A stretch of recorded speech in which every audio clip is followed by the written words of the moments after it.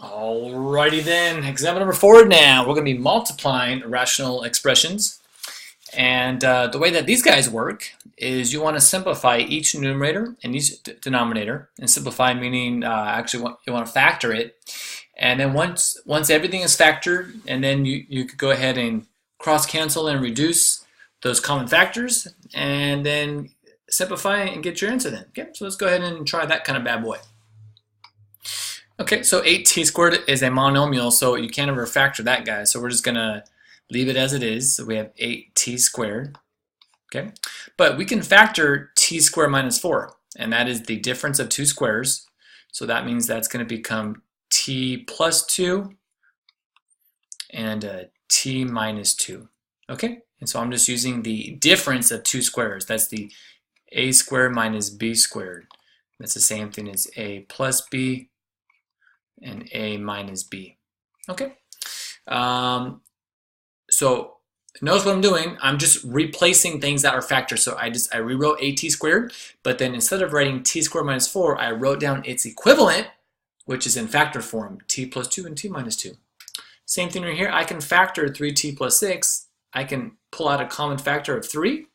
So if I take out a 3, I have a t plus 2. Okay? And then we just leave the 9t. All right, now the fun part, you get to do some karate chopping right here. So see a t plus 2 and a t plus 2. Huata. Right, we see that right there. And look at 3 and 9. We have the 3 on top and the 9 on the bottom. So 3 goes into 9 3 times. So that becomes a 3, and that just becomes a 1. Another way of thinking about that is you divide both the numerator and the denominator by the same number. So if I divide this by 3, it gets 1, and if I divide that by 3, I get 3. And again, what we're looking at is things that they can either be up and down or across from each other, but you're trying to see what are some factors that we can cross out. I see a t on the bottom here and t squared, so there's 2 t's on top and 1 on the bottom. So that crosses out, and that now just becomes a 1, right? Because it was 1 on the bottom, it was 2 on top, and so now this just became 1. Great, so it looks like all I have left here then is 8t in the numerator, 8t, and then in the denominator, I have t minus 3 and I have a 3. So I'll just put those together. You don't have to necessarily multiply it out, that's fine. But I can't cross out like that t and that t right there.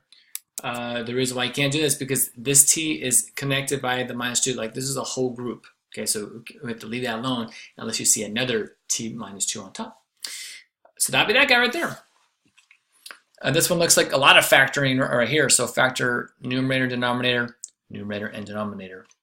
Okay, so let's go ahead and start with that here. So if I factor the numerator right here, so you want two numbers that multiply, get negative 15 and add to 2. So that would be m plus 5 and m minus 3, right? 5 times negative 3 is negative 15, and if I add 3 or 5 and negative 3, I get positive 2. Good. If I factor this guy right here, that's an m minus 3 and an m minus 2. If I factor m squared minus 5n plus 6.